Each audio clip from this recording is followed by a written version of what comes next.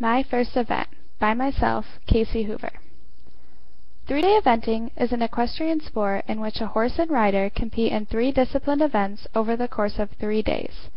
I've been riding horses for about 15 years and started eventing about 3 years ago.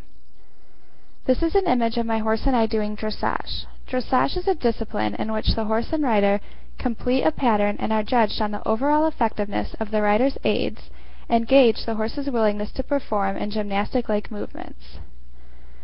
This is a picture of the second phase, cross-country. The second day of an event is the cross-country phase. It tests the horse and rider's endurance, as well as proves the trust they have in one another. A cross-country course is usually around 2 or 3 miles long, depending on the level of competition, and consists of various jumps, ditches, and running through water and hills. With all of the fences being solid and objects a rider must encounter as if they are riding across the countryside. The event is timed and horses typically run between 30 and 40 miles per hour throughout the course. The final phase is the stadium jumping, which is also one of the better-known equestrian disciplines. Stadium jumping is a jumping test that focuses on the rider's ability to make tight turns and complete the course in a certain amount of time without knocking any rails down or refusing any fences. My first event was very nerve-wracking for me. I had never been let loose to gallop my horse across the field and jump whatever came up. I was most nervous for the cross-country phase. The rider who started the course before me fell off at the 3rd fence and had to be taken away in an ambulance. As you can imagine, this made me even more nervous.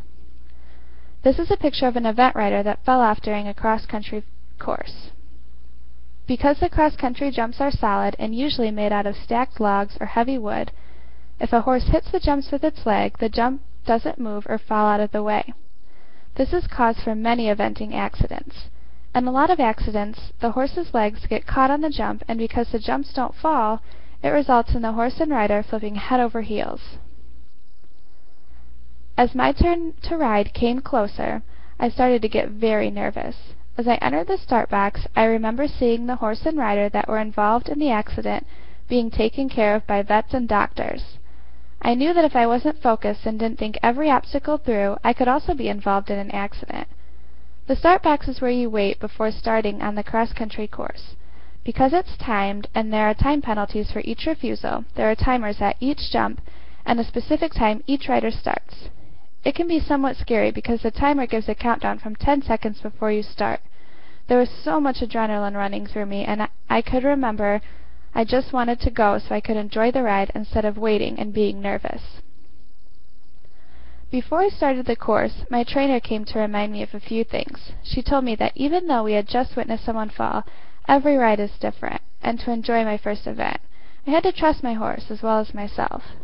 I knew I had to listen to my trainer. She really knew what she was talking about, and I had to trust her. As the timer started the countdown and finally reached 0, I took another deep breath and took off, galloping across the field. Once we started running and took the first fence, I knew everything was going to be okay. I had owned my horse for over 5 years, and we know each other's tricks and could usually predict how the other would react to different situations. It seemed like as soon as we took off, we were almost done. We conquered 26 jumps, went through water, jumped over ditches, and ran really fast. I finished the course without any refusals and made it in the time limit. When I reached the end, I couldn't have been more excited and proud of my horse, as well as myself. After the cross-country, I still had to compete in the stadium jumping course. This phase came much more natural to me because it's what I was used to competing in the most. I was really proud of my horse for performing at his best and for helping me through my first event. We finished the course with no time faults or refusals and ended the day in 4th place out of about 20. Completing my first event taught me a lot about myself. I learned that I had to trust my horse to help me through it, as well as trust myself to make the right choices and ride the course well. And we really did.